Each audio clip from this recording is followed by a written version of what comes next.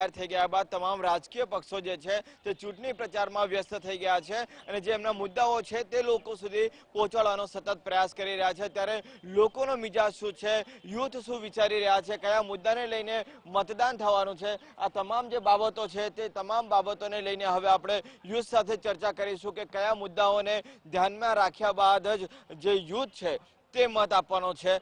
કયા કયા મુદ્દાઓ જે છે તે તમે ધ્યાનમાં રાખશો? સુરત શહેરની 65 લાખની વસ્તી છે, તો અહીંયા મેઇન પ્રશ્ન ટ્રાફિકનો છે, રોડ રસ્તા છે, ગટર લાઇન છે અને વ્યવસ્થિત પાણી બી નહીં આવે અને સારા જો લોકસભાનો ઉમેદવાર મૂકે સ્થાનિક હોવો જોઈએ, લોકોને મળી શકવો જોઈએ। જે 5-5 વર્ષથી ગાયબ થઈ જાય છે એવો નહીં હોવો જોઈએ। જે યુવાનોને બેરોજગારીનો પ્રશ્ન છે, શિક્ષણનો પ્રશ્ન છે, એ પૂરેપૂરો હલ કરી શકે એવો સક્ષમ અને સારો ઉમેદવાર હોવો જોઈએ। તમે શું વિચારો છો, કયા મુદ્દાઓ હશે તમારા મતદાન માટેના? સૌથી પહેલો મુદ્દો તો એ રહેશે કે અત્યારે સૌથી વધારે ગુજરાતમાં બેરોજગાર છોકરાઓની સંખ્યામાં વધારો બહુ થઈ ગયો છે અને શહેરમાં જે કાર્ય ઓલરેડી થઈ ગયા હોય છે એ તોડફોડ કરીને એ જ કાર્ય ફરીથી કરવામાં આવે છે। એવા ખોટા ખર્ચા અને તાઇફા કરવાના બંધ કરવા જોઈએ। તમે જે મતદાન કરવાના છો કયા મુદ્દાને તમે ધ્યાનમાં રાખશો? એજ્યુકેશનને લઈને મુદ્દાઓ ધ્યાનમાં રાખવામાં આવશે કે કયા અને જે બી ઉમેદવાર હશે કેટલું એજ્યુકેટેડ છે, કેટલું કામ કરેલું છે, ગ્રાઉન્ડ લેવલથી લઈને ક્યાં સુધી એમણે મહેનત કરી છે, કામ કર્યા છે, લોકો સુધી પહોંચી શક્યા છે કે લોકો સુધી આવ્યા જ નથી, એ બધી વસ્તુને ધ્યાનમાં લઈને ઉમેદવારને જોઈને વોટ આપવાની અમે કરીશું, વોટ કરીશું। દરેક યુવક પોતાની રીતે અત્યારે વિચારી રહ્યો છે, તમે કયા મુદ્દાઓને ધ્યાનમાં રાખીને મતદાન કરશો? યુવાઓને રોજગાર મળવો જોઈએ અને ખેડૂતોના દેવા માફ થવા જોઈએ અને મંગળ ઉપર પાણી છે કે નહીં એ શોધવા માટે ટેકનિક છે, પણ દલિતોને ગટરમાં ના ઉતરવું પડે એવી કોઈ ટેકનિક લાવો।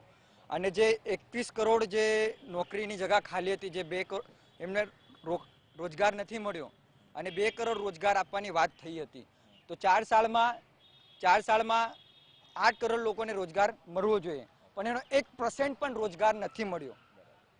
તમે શું વિચારો છો, કયા મુદ્દાઓને ધ્યાનમાં રાખીને મતદાન કરશો? મુદ્દો એક છે, જો જીએસટી લાગી છે ને, જીએસટીથી આ ગવર્મેન્ટનો જો ફેસલો છે તો બહુ ગલત ફેસલો છે। આથી એટલા બધા બેરોજગાર થઈ ગયા, યુવાન થઈ ગયા, મજદૂર થઈ ગયા, આનો કોઈ સમાધાન હજી તક ન થયો।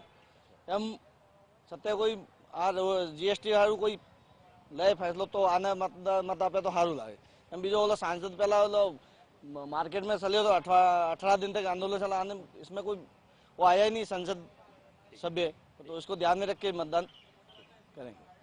તમે કઈ બાબતોને ધ્યાનમાં રાખશો આ વખતે મતદાન કરવા માટે? અત્યારે મતદાનની વાત જો કરીએ તો અમે તો એ જ બાબત જોઈએ છે કે આ લોકોને ચૂંટાવી તો દઈએ છીએ અમે, પરંતુ 5-5 વર્ષ લગીને લોકો દેખાતા પણ નથી। એ લોકોને એ પણ નથી ખબર કે અમારો વિસ્તાર કેવડો છે, અમારા વિસ્તારમાં કેવી સમસ્યા છે।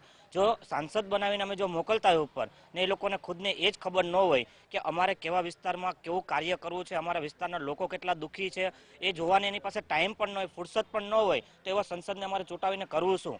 બીજા નંબરમાં કે અત્યારે તમે જુઓ તો બેરોજગારી, જ્યારે આજથી 4-5 વર્ષમાં જ 4 થી 5 વર્ષમાં બેરોજગારી એટલી બધી ગ્રોથ પકડી ગયું કે જેની કોઈ સીમા નથી। આજે ઘરે ઘરે તમે જુઓ, જે યુવાનોને જોશ બતાવી અને પોતે કમાણી કરીને પોતાના પગ પર ઊભું થવું જોઈએ, એ સમય પર અત્યારે જીએસટી અને નોટબંધી લાવી અને આ સરકારે લોકોની કમંડ ભાંગી નાખી છે। તો અમારે એવા સાંસદ જોતા નથી। અમારે નવા યુગને ઊભું કરે એવા સાંસદ જોઈએ છે, એવા વડાપ્રધાન જોઈએ છે કે જે એક નવા યુગનું નિર્માણ થાય। જે અત્યારના યુવાનો ભાંગી પડ્યા છે, તૂટી પડ્યા છે, એ યુવાનો ફરી ઊભા થાય। કેમ કે એવું કહેવામાં આવે છે કે આ દેશ યુવાનોનો દેશ છે અને યુવા શક્તિ એવી છે કે આવનારા સમયની અંદર આ યુવા શક્તિ જ જો કંઈ પણ જાગૃત કરી શકતી હોય તો યુવા શક્તિ જાગૃત કરી શકે છે, પણ આજે યુવાનોને જ ભાંગી નાખવામાં આવ્યા છે, તો એ યુવાનો શું કંઈ નવું જાગૃત કરશે?